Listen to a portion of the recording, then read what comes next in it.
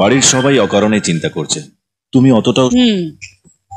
ধরো তুমি একটা অ্যাম্বাসেডর কিনতে গেলে, আর সামনে রাখা আছে একটা বেঞ্জ কার, তুমি কোনটা কিনবে?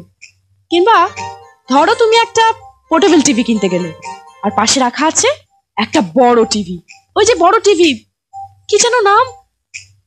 প্লাজমা। হ্যাঁ, প্লাজমা। তুমি কোনটা কিনবে? তোমার বোন হচ্ছে অ্যাম্বাসেডর, আর আমি বেঞ্জ। ওটা নর্মাল পোর্টেবল টিভি, আর আমি প্লাজমা। তাই বাড়ির সবার চিন্তা, আমি যদি ওর পাশে থাকি তাহলে ওকে হয়তো কেউ পছন্দই করবে না, তাই আমি এখানে চলে এসেছি। একবার মিনার বিয়েটা হয়ে যাক, তারপর আমি তো রণবীর কাপুর, শাহিদ কাপুর, ঋত্বিক রোশন, কাউকে না কাউকে পেয়েই যাবো।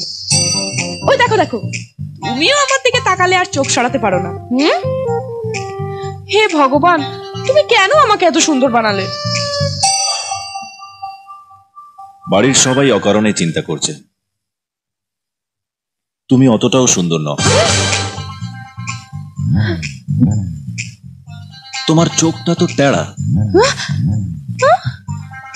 আর তোমার নাক দেখে মনে হয় কেউ ঘুষি মেরে থাবড়া করে দিয়েছে।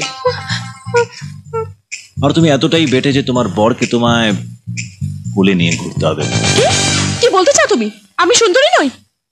না, তুমি নিজেকে সুন্দরী মনে করো, তাই সবাই তোমাকে সুন্দর বলে। একবার আয়নার দিকে তাকিয়ে দেখো, আয়নাটাই ভেঙে যাবে। তাছাড়া বেঞ্জ কারকে সবাই সুন্দর বলে ঠিকই, কিন্তু কেনবার সময় অ্যাম্বাসেডারই কিনে। তাই? হ্যাঁ তাই। এবার তুমি নিশ্চিন্তে বাইরের ঘরে যাও, দেখি কে তোমাকে সুন্দর বলে।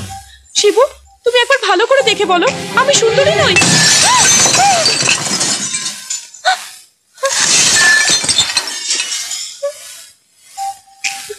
মনে হয় কেউ বল মেরে ভেঙে দিল।